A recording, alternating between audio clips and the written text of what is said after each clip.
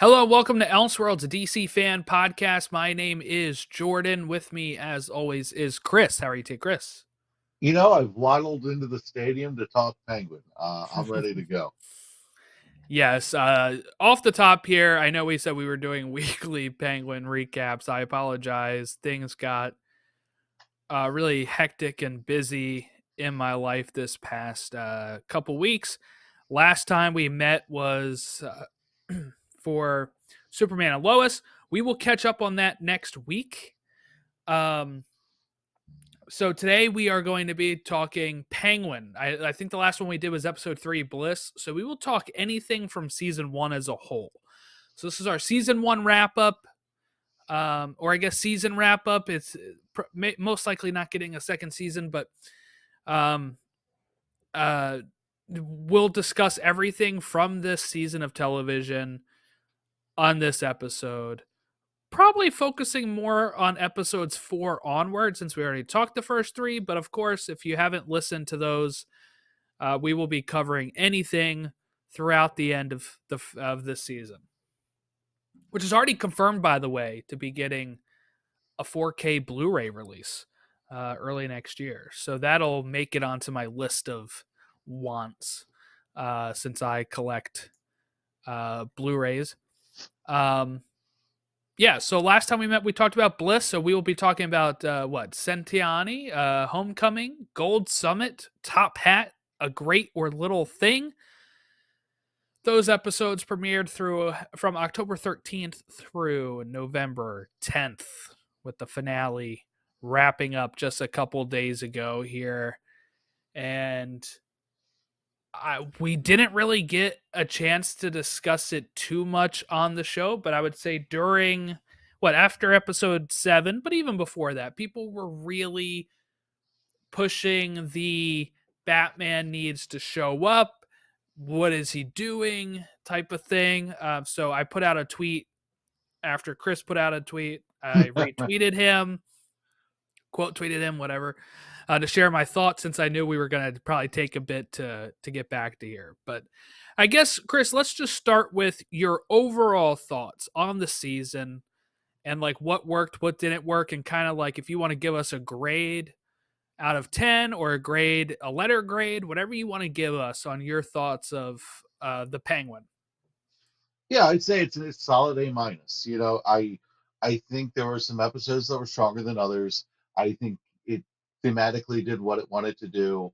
It was successful in keeping you interested, but not keeping you liking the Penguin. I think Sophia Falcone was uh, absolute inspiration in the series.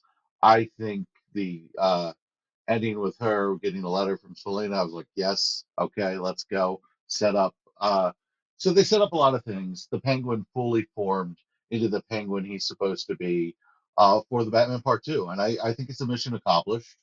Um, Again, there's some episodes that stick with me in a positive way more than others, but I think they stuck the landing, and the finale was just about perfect. Like the beginning and end of this series, you couldn't ask for more.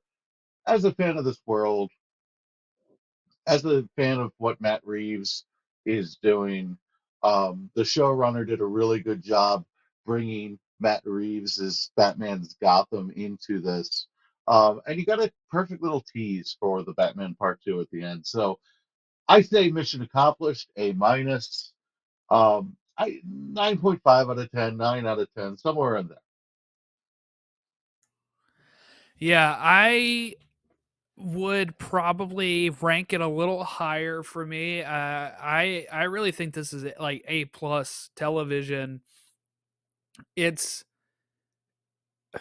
what I like. I don't actually have a bad thing to really say about this show at all. I know some people have said things about Batman not showing up, or about some of the acting, or some of the character writing, whatever. I really think there's nothing that I can dock points for on this, because I'm a little bit more of a, I don't know, I'd say lenient on that kind of stuff, right? Like I like Gotham, right? People don't like Gotham. I like Gotham. The not the place I'm talking about, but the show. Um, but there's so for me, this is like like almost as perfect as you can get on having a show based in Gotham. Um, like I just feel really incredibly happy that we have something like this. The Batman is my favorite interpretation of the Batman mythos so far. Um, we've talked about it online and on offline, of course. My thoughts on the Dark Knight trilogy. Um, I'm not as big on it as others are. The Batman is really the first time I walked out of a movie theater saying they nailed Batman. Like this is exactly what I wanted. And to get that again on a TV show um is quite amazing. We haven't really had anything like this. I don't even know how else I would describe this, right? Like I know people will try to maybe compare it to some of the MCU shows, but there's not really many of those characters that start out in a movie, go to a TV show, and will be back in part two, right? The closest thing you can probably do is say Sam Wilson, Captain America, and Bucky going from their films into Falcon and Winter Soldier and then going back into Captain America, Brave New World, and Thunderbolts. Like that's the only thing you can probably compare it to. Loki hasn't shown back up, right? Um, Moon Knight hasn't shown up again. Like some of these TV shows, Agatha's strictly in her TV show bubble with WandaVision and Agatha. Like none of these characters are going this way and getting like a continuation of the Batman story without the Batman focus and getting it on Oz. I think is great. We during the Batman, I think we really enjoy Oswald Cobb, right? Like we enjoy his he brings he's kind of comic relief in that movie, right? And he kind of starts off that way in this show. And we kind of start seeing him slip further and further down. And I've seen a lot of people talk about it, but the fact that he's not really made to be sympathetic, which is what I kind of thought they were going to do in that flashback episode last week when it shows his brothers, but then you find out no, he's actually the one that killed them and he doesn't really feel any remorse for it, right? You start to really see how this guy really is. And if you can do that to your brothers, then there is no problem that you can probably do that to like Vic, which we see in this episode, right? Where he ends up taking Vic out. Um, and also, he says he loves his mom, but she didn't want to become, a vegetable watching the street. She wanted to get taken out of her misery. He's holding her like almost like a trophy, right? Mm-hmm. It is he still gave her what she wants, the high rise and stuff, but she's not there. She's not conscious. She doesn't know what's going on. And in fact, he's kind of just clinging on to her in that regard. And it just, I'm so happy we have this. I'm so glad we have this. And it makes me look forward to the Batman part two even more, which we only have Yeah. 2 years to get to now. Yeah, I can't wait for the Batman Part Two. I think everything you said is accurate. I my minor like little detractions don't mean it's not great. I definitely loved it. I really can't wait for the Batman Part Two because the main principal cast is about the same as the first one for everything we know. And this sets up into it, and you got Sophia playing a role, and you have her connection with Selena. You have Sophia's psychiatrist slash weird boyfriend, who could end up being a villain himself. There's so many things that kind of diverge. You have the backstories between the Falcons and the Maronis really fleshed out, which was one of the main things of the Batman movie was what went down with Salvatore Maroni. And to get Salvatore Maroni as a central player in this and to have that flashback scene with Falcone and his daughter, just really good thing. The Hangman killing background and all of that surrounding Gotham, it fleshes out the world in a way that I think really works. And now the Penguin seems like the villain. He probably, I think some people downplayed the Penguin because he was the right hand man to Falcone in the first one. I think this one is going to be classic Penguin, heavily based off the Arkham games, it feels like. And you're gonna get Colin Farrell just being kind of a tour de force against Robert Pattinson, which is such a presence on screen. I think the fact that this Penguin can talk himself out of anything and can come up with all these improbable situations. I mean, you almost have to admire it as much as you hate him, because you do hate him at the end of the series. But I think everything you said is spot on.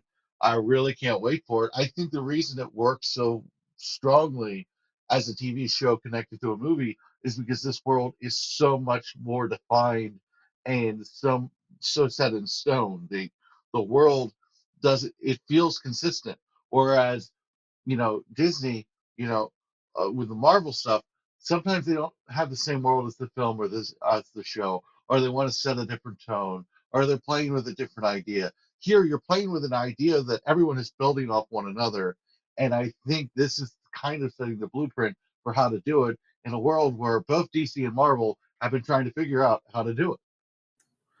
I think what you also get is DC kind of has a built-in advantage in this regard because of their cities being fictionalized.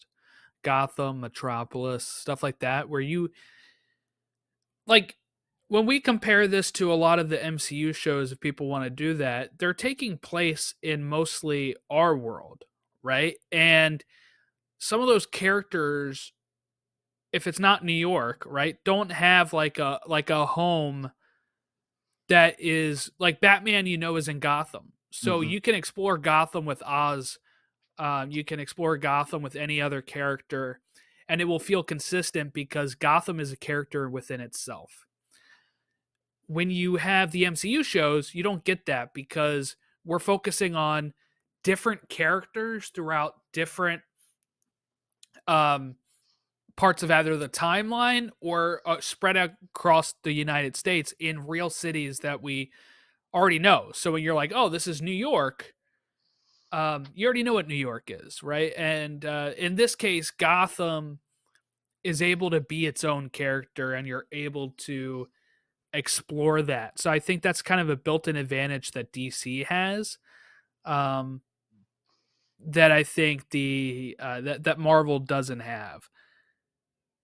Now, the end of this episode, we do see the bat signal get turned on. So I kind of want to transition to what was the hot topic throughout the season. And I didn't really get to share many ideas on it. I think we did Mm-hmm. briefly in the first two episodes, somewhere around there. But increasingly, since we've been not recording, this has really kicked up another notch here. Um, I'll go ahead and share my thoughts on it first. I think the bat signal is really all I needed. I actually didn't even need that, but like I got goosebumps seeing the bat signal lit up, and I was like, this is perfect. That's what I needed.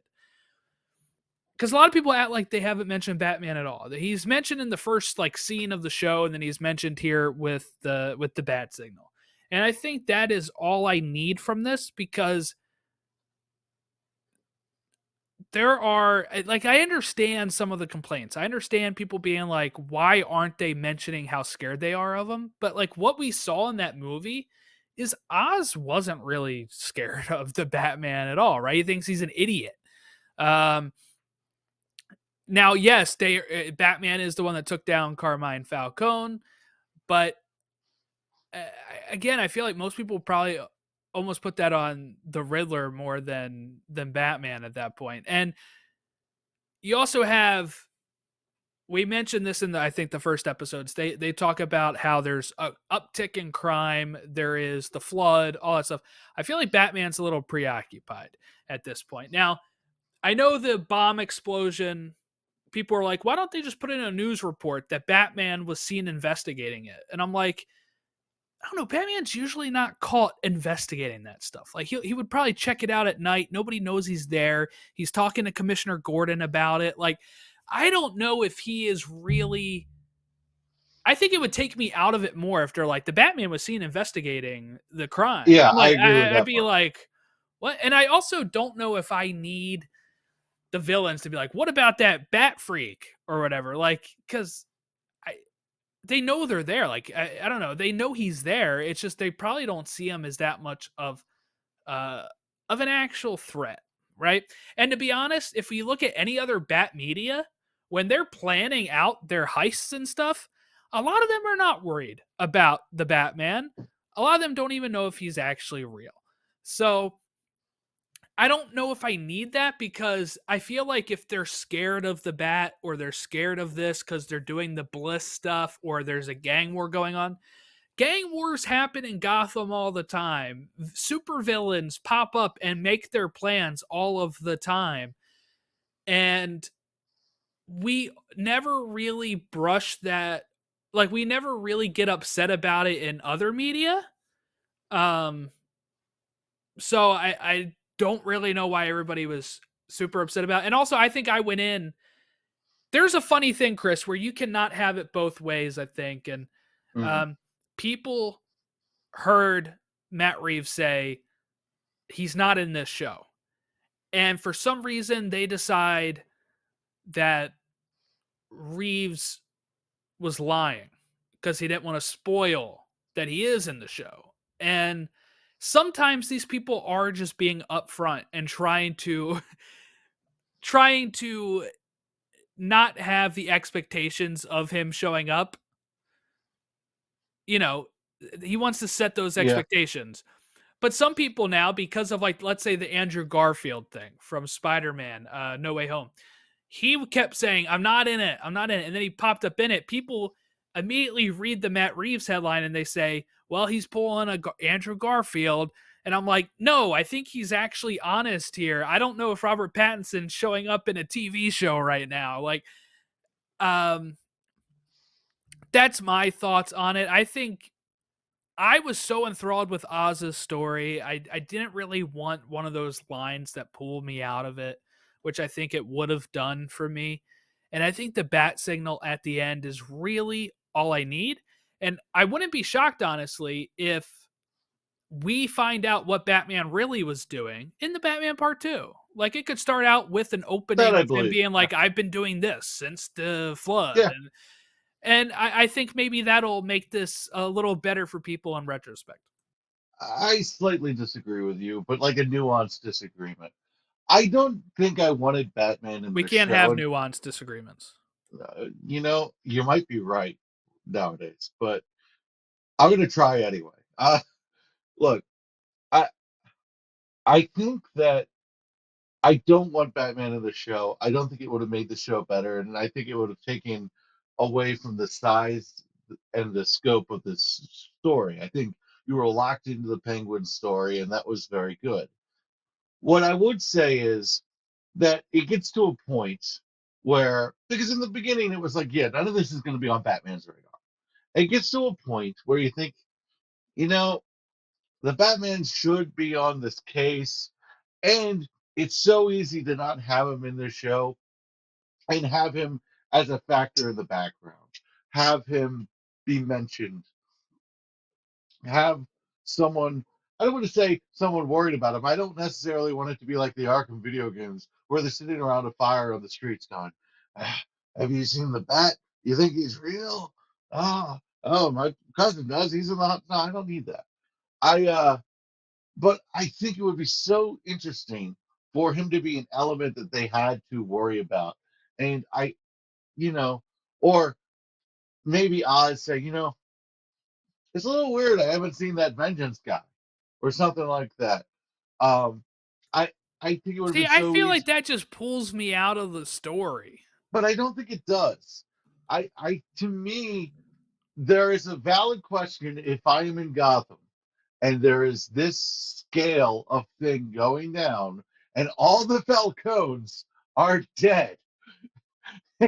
and all the Falcons are reported dead, and Batman's just like, meh. What I, would he? What would he care? oh, It was a gas leak. Like that's the official story, right? So yeah, because like, Batman believes in coincidences. yeah, Batman, Batman is the man who says that if you kill a killer, the same amount of killers are in the world. Like it would be something on his radar. It would be important to him that all the Falcons are dead. Like it would be an explosion at Crown Point.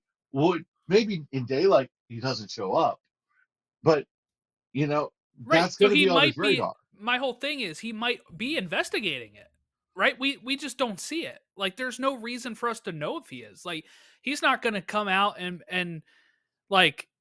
like I said, like they're not gonna. He's not gonna come to the news and be like, "Hey, I'm investigating these No, things." I don't want that. I don't. Right. So I I'm don't. saying I like, don't want him to be seen. Even I just think there's just so easy for it to just be on the outside, just so you're conscious. Batman is watching. Be so easy. but how do you Uh, do that? That's what I'm saying. Like, I feel I like don't think it would have any taken you out of the show because we're in Gotham. It's not like we're in New York City. right. No, I get it, but I'm saying like if I don't know if I hear a line like that, I think it takes me out in the sense of oh they feel like they needed to address why what he's doing. Like I I think I think people think they want that, but if they had said something like that, I think people would be just as upset or something. Like I really do. I think people think they want that, but then if they did it, they would be like, "Oh, I don't know if I would have done it that way." Cuz I sit here thinking like how would I have done what you're asking, which is like let them know let us know that he's either investigating it or that people are worried about him or just that his presence is there. But I don't know I how you do that without seeing him or yeah. without like really heavy dialogue that Uh, is heavy-handed. Like I w- that's my issue. I would have loved for the Penguin to either in his lair where he had the bliss or something. I would have loved the Penguin to just see a batarang just sitting there, like he's like kind of toying with him. That would be cool. Something like that would be cool. I like Batman connections in a story about Gotham. I like him to be a factor that's always on the mind because as Gotham is a character of its own, part of that is because Batman is a presence that lurks in everybody's minds. He is the shadows. So I think having him as like a shadowy thing over the show without him actually being in it would have worked. That being said, I do agree that people would have complained because they would have said, "Oh, it's not enough," or they didn't do it the way I wanted to. I do agree with Right. you there, but I feel like that's just saying the internet was going to complain about the show on something one way or the other. What I do applaud the show is they never let it ruin the show that he wasn't part of it. They never paused the action enough for me to say, you know, it's absolutely stupid that Batman's not in this. And again, a lot of this stuff happened during the daylight. A lot of this stuff happened at situations Batman wouldn't be tipped off about or wouldn't know about. Like he'd almost have to stumble into some of these things. And in the beginning, like Penguin killing Alberto Falcone at Iceberg Lounge isn't going to be on his radar. I was fine until it got to a certain point. Then I was like, I just need some Batman element in there. I don't even know what. I just need some Batman element in there because this is Gotham and there's no way Batman isn't all over this. That was my problem. I don't Mhm. disagree with you at anything you said. That's why I said it's a nuanced disagreement. I didn't want Batman to take over the show, and I didn't want Batman to supersede the importance of these characters or what they were going through. What I wanted was Batman to be a shadowy figure in everybody's mind, be part of the character that is Gotham. And I think the people who are saying there should have been some Batman agree with me on that point. I do think that if you had Robert Pattinson show up in the show, it would have taken down the show because the focus would have been off of Oz and all of the like you wouldn't have a space for a Victor Aguilar to shine.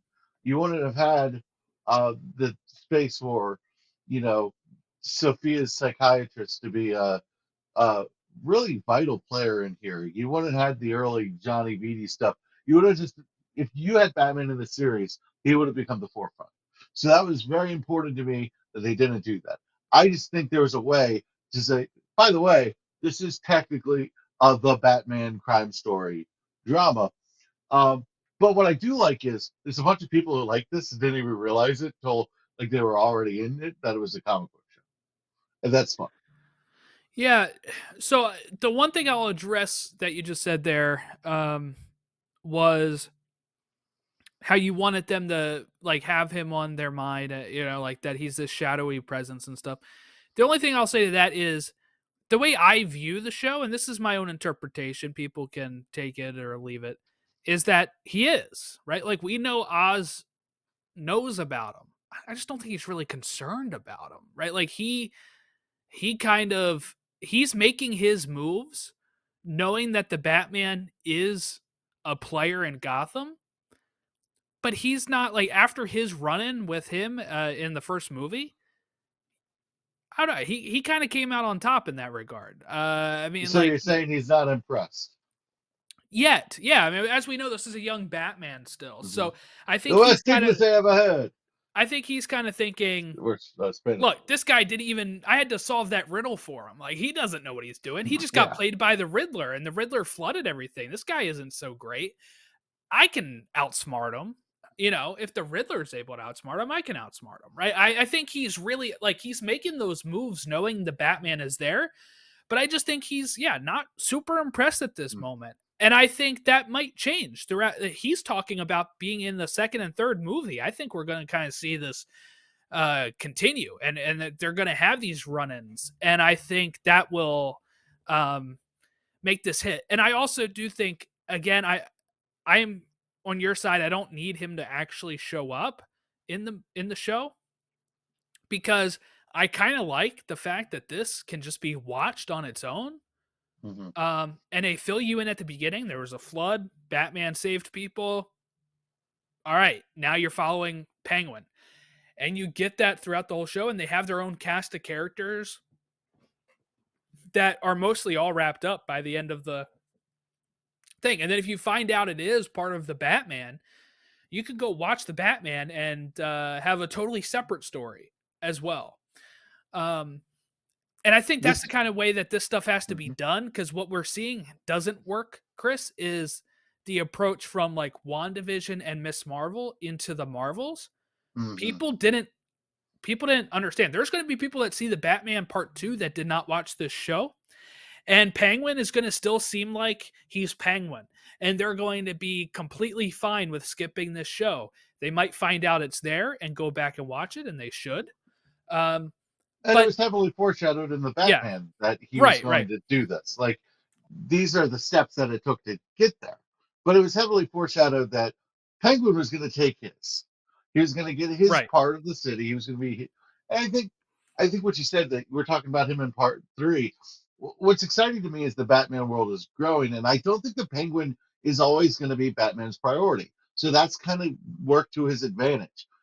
Penguin's in the background, but Penguin isn't, going to be the main villain. I think he's not. Yeah, because he's not the one trying to like bring Gotham down. The Riddler is trying to flood it.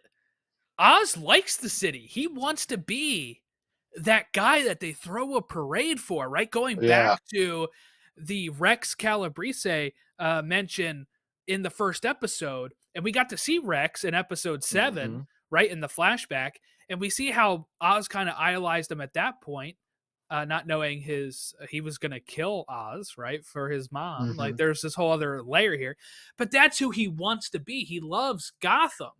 He wants to put this. I mean, he actually does some admirable stuff in this show. At times, he goes to the councilman and says, "Figure it out. Give these people electricity and power again." Like, and when it turns on at the beginning of this episode, he looks at it. He says, "Like, yes," to the congressman. Right? He's like, "Thank you, congressman," and he's taking moral victories in that regard.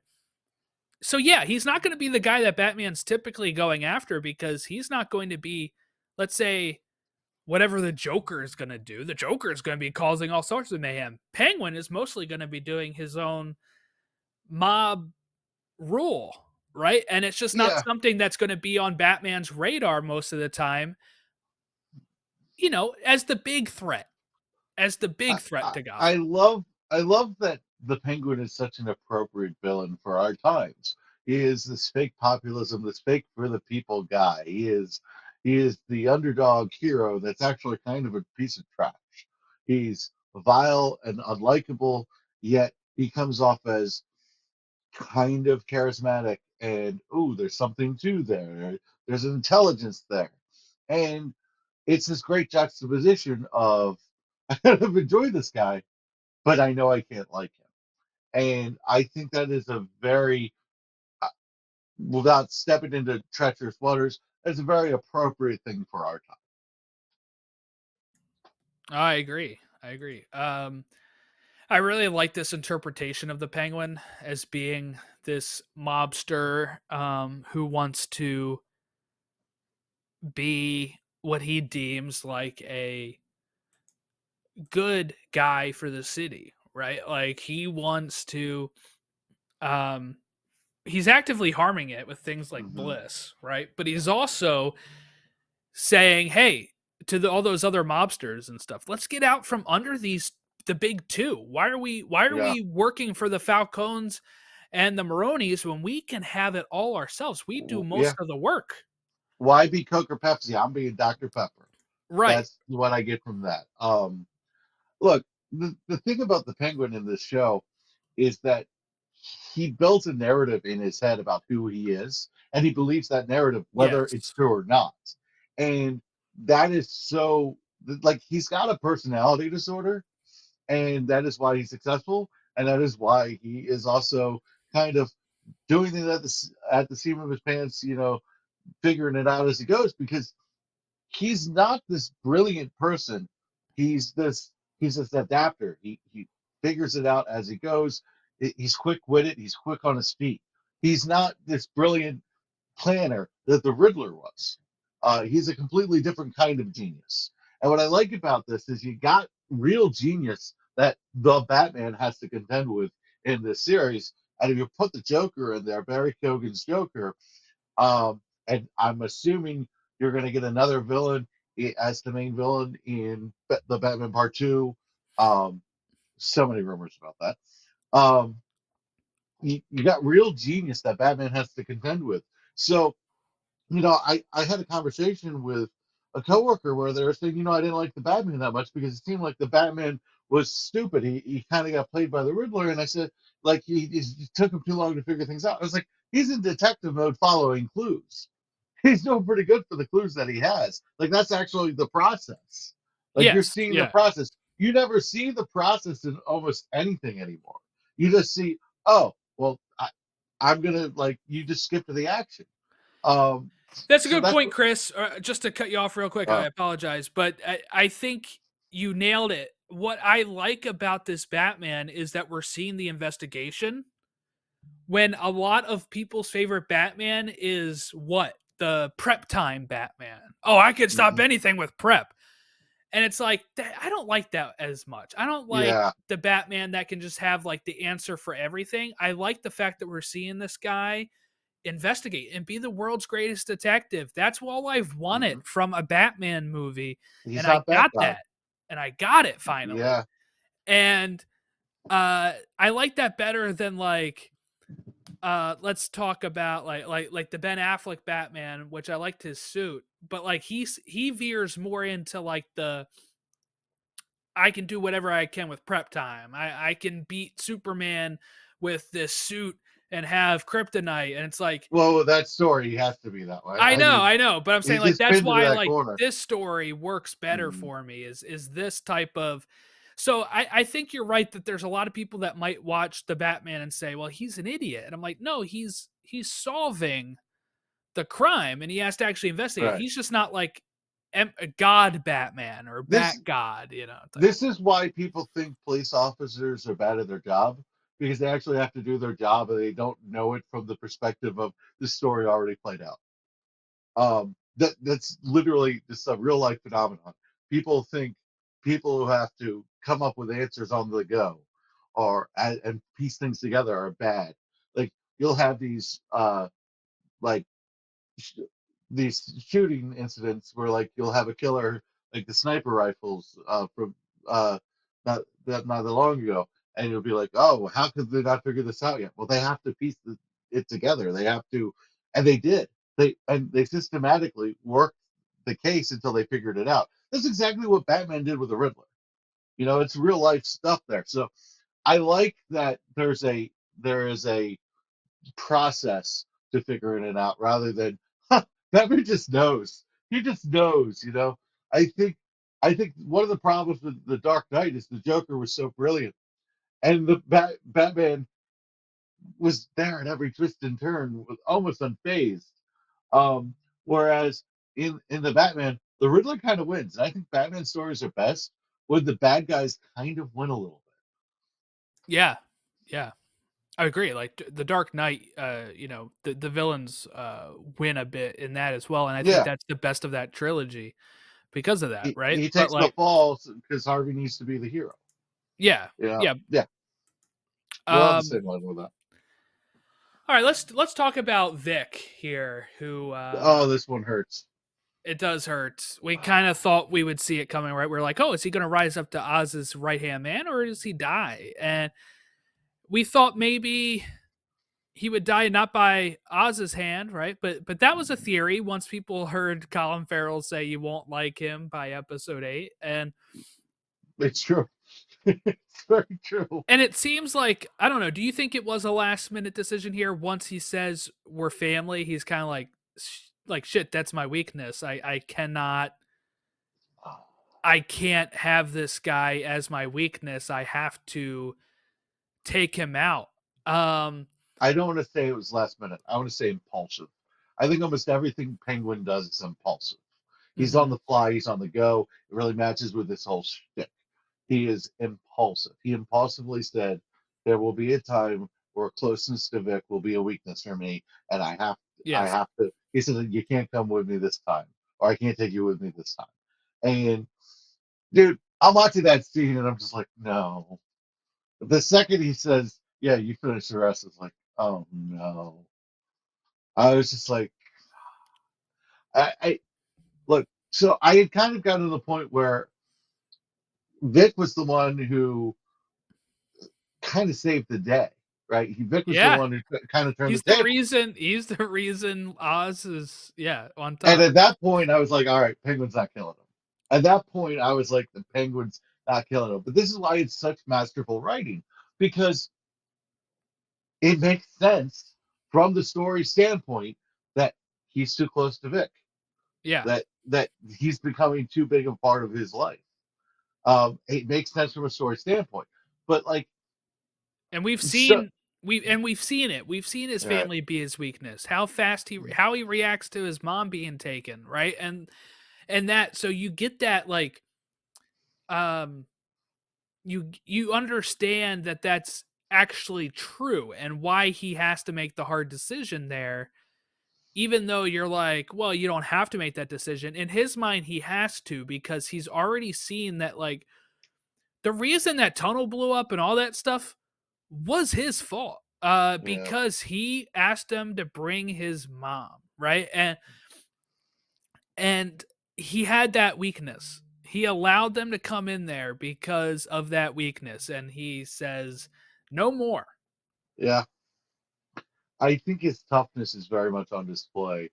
I mean, his mom sticks a broken bottle into his gut, Mhm. and he ends up knocking himself over, breaking himself free, and getting out of there when he's not the most physically fit person in the world.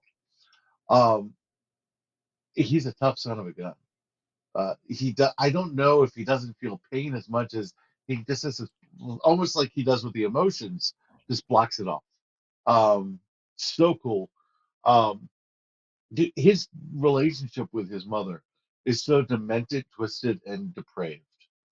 Yeah, because Um, that prostitute he hires, he has her dress up like her and kind of role play as her, it's not and right, dude. she does kind of look like a younger version of his Yeah, mom too. So it's it's not right, dude.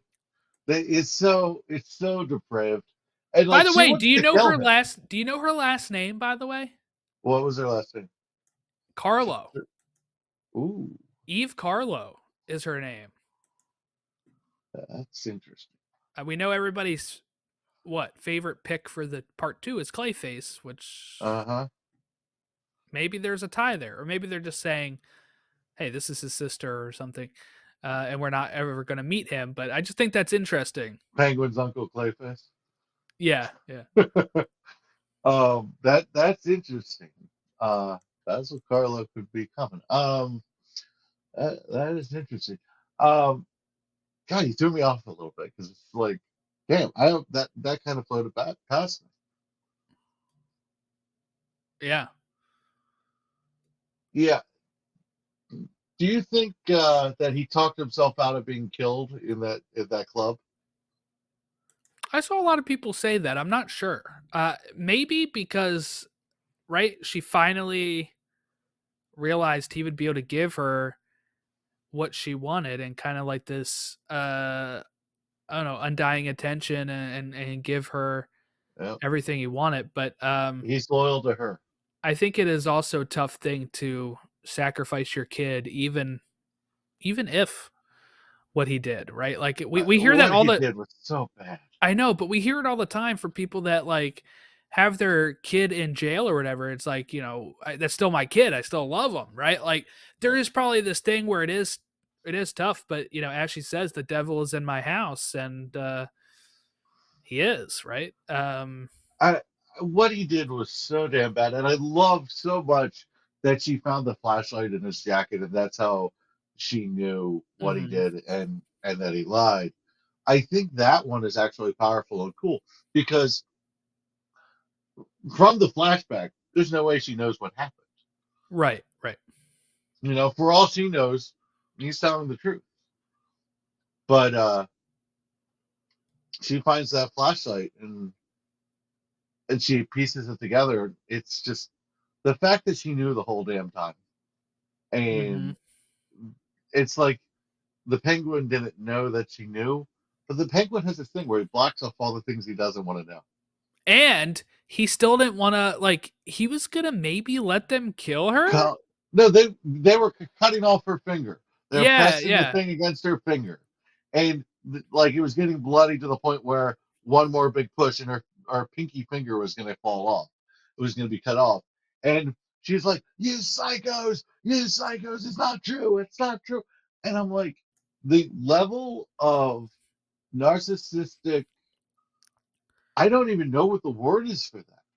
Like, Especially when she stops and says, "I know.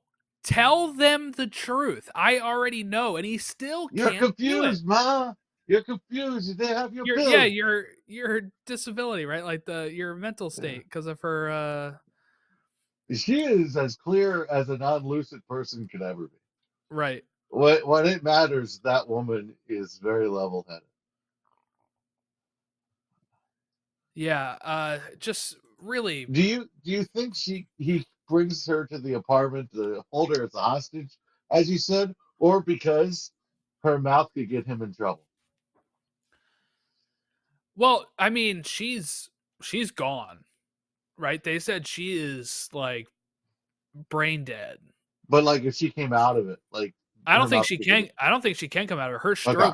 stroke, the stroke, has effectively made her brain dead, and he is actively going against her wishes because in his twisted mind, it is keeping her alive, and he's giving her what she wants. But I think it's also a little bit of like almost like trophy. Mm, Look what I'm giving you, Ma. I've done all this for you, and she's not even there yeah, mentally. And that flashback episode. I don't think he knows what he's doing. I Yeah, think he thinks in his heart he is doing this for her and he loves her, but I think deep down he's doing this for him.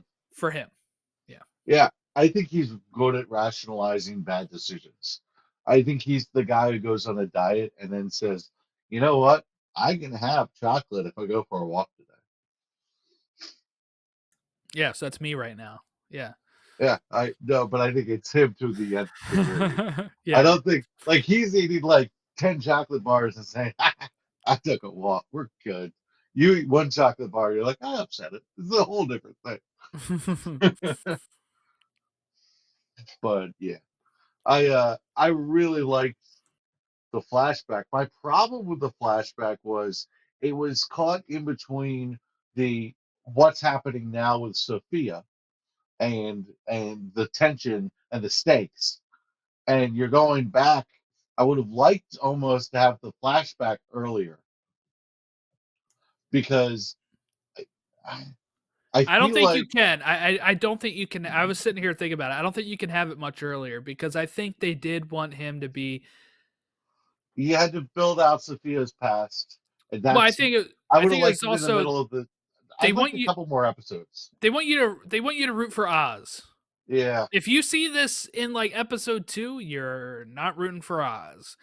I actually really enjoyed the flashbacks and when they had them because it really goes to show you how much like what he's done. Like we had heard this whole time about his brothers have yeah. passed, right? And we had no clue the role he had played in that. And you get that answer, and at first you're thinking, "Oh, yes, he mistakenly locked it, and he went home.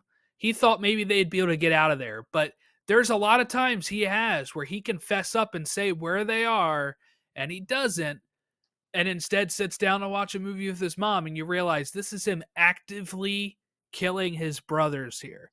Mm-mm. And um, for me, I think it came at the right time. I really love that it was the intro to that episode, and Yeah, then you get a little bit more at the end or so. I just I was so invested in what was going on in the current timeline that it slowed Mhm. it down for me, and I was like, I want to know what happens now.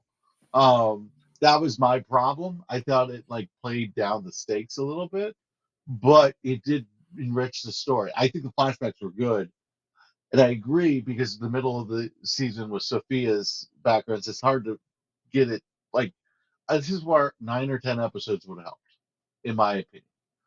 Like I said, Mhm. these are minor detractions. I No, have we it get it. as You hate the show. We understand. yeah, and not 9.5 or a 9, A minus, and I hate the show. Welcome to 2024, ladies and gentlemen. 2025 is coming, and the sky is falling. Anything else that we didn't touch on yet? I don't think we Sal talked enough Maroni about died. He had a heart attack, so he makes it look like he kills yeah. him by shooting I don't him. think we talked enough about the Salvatore Moroni heart attack. I felt that was a little anticlimactic, Oh, I loved but it. but I I loved that did so much. what I He didn't liked even get about it. the chance to actually kill him. Yeah, Uh, he's going down. He's like, "Oh, don't you die yet?" And then he's like I trying got to. you. I did this to you. I did this to I you. You're got like, you. Just like the yes, Batman when he stopped him in the Batmobile chase. I got yes. you. I got you. I win. He's such a petty little child. Like he's such a narcissist. It's He shoots him. ridiculous. Make it look like Yeah. I killed him. Then, right? Like, Yeah. And then he drags him out and is like, yeah, look, we've won. yep. Um, he knows how to get people to like have his back though. That scene with the beers, I think, is a very important. Did we talk about that scene with the beers where he's getting all of the triads and all Yeah, these yeah. groups together, and they're like, they all hate him. They all have a reason to hate him, and he's just like, yeah, yeah, you do, but I get shit done, and we can It's get shit true. done together. He's like, I did what I got to do. It's He cracks open the beer, and because it's the first time, like he passes out all the beer, I'm like, is there poison in these? Oh no, I love that too because it's like I kind of said it earlier, but it's the truth of like why are we doing all the legwork for these two families when we're the ones that actually do it? We could take a bigger cut and just knock those families off. Like, Yeah, why are and we Sophia doing had their the same work? message. Sophia had the Yeah, same message on the other side of it. She was like, why are we having the Falcons have this big mansion and this big pile of everything, just to not have you anything. You're getting the measly scraps. But I also think it's interesting that she burned it. She thought she was getting away. You know, Sophia's Falcone's problem is as a villain is the classic trope of the villain has to talk so the good guy can win. Talk long enough that like she ends up getting beat. Like she wanted Mhm. to enjoy it too much. She had too much of a vendetta against us. If she would have just pulled the trigger like she did against Johnny Beatty or any of the other people she just un unhesitatingly killed, this show is 3, 4 episodes. Like she could have easily killed Penguin at any Right, time right. of the show, and she could have done it in a clever way. Like it's just she didn't want to. She wanted that was personal. That one was personal, and the Penguin gets under your skin like a really, the kind. The Penguin is kind of like the Chiefs, and what I mean by that is they're annoyingly good, and they skate by the skin of their teeth every freaking time. You know, you got them dead to rights, black field goal. It doesn't matter. And that's kind of how Sophia's basically been playing the Chiefs this whole time. She's like, God damn it, I can't win, and she's got this thing where she just wants to bring them down. So, excuse me for a football metaphor. It's kind of what I do, Yeah, or it's Emily in this so case. you're saying Oz is Pat Mahomes doing the no look passes. Now here's a guy. Now here's a guy who can get away with anything. I mean, that is some magic out there on the fields of Gotham. Yeah, this show I really enjoyed, and we've got a little bit of time now until we get to the Batman Part 2, 2 years, But it won't feel like 2 years. You know why? because we got a lot of stuff coming up. Because What we Superman is have coming. coming up, Creature Commandos is coming. Okay, I'll let you we'll go. recap Superman and Lois. Probably the last 4 episodes that we haven't been able to cover yet will be next week.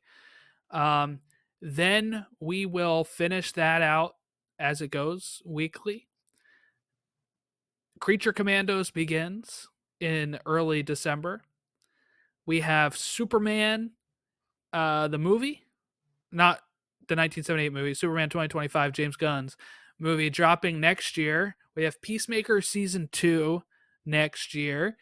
So we have a lot of stuff coming up that we will continue to talk about. Of course, more news will be dropping about lanterns and Supergirl, Woman of Tomorrow throughout the next few months that we'll probably be talking about in here. But at least through the beginning of December, we'll be talking Superman and Lois, and then Creature Commandos picks up after that. Yep. And then we'll keep on going to next year's. We'll start building up to Superman. What we also have over on To the Infinity Saga and Beyond, we just released our superhero comic, our superhero suit draft for Marvel Comics. That's from Marvel Comics, TV, games, and movies. We drafted suits. It was Chris, me, our friend Ron, and of course, we had a special guest, MT, on the show.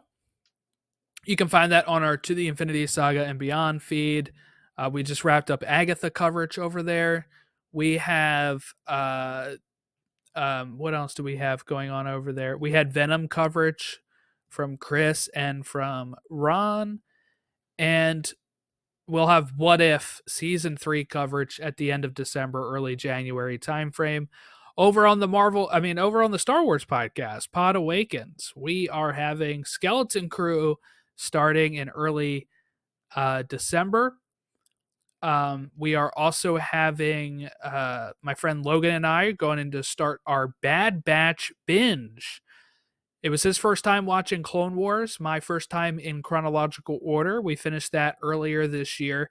We are now moving on to The Bad Batch, which Logan has never seen. I have seen it, and we'll be discussing those episodes in arcs. We're also going to have The Road to Andor Season 2 over there on the Pod Awakens as we build up to Andor Season 2 in April, along with Star Wars Celebration Japan and all the news that comes with that in end of April as well. So we got a lot of stuff coming up here on the podcasts. So make sure you're checking all those out.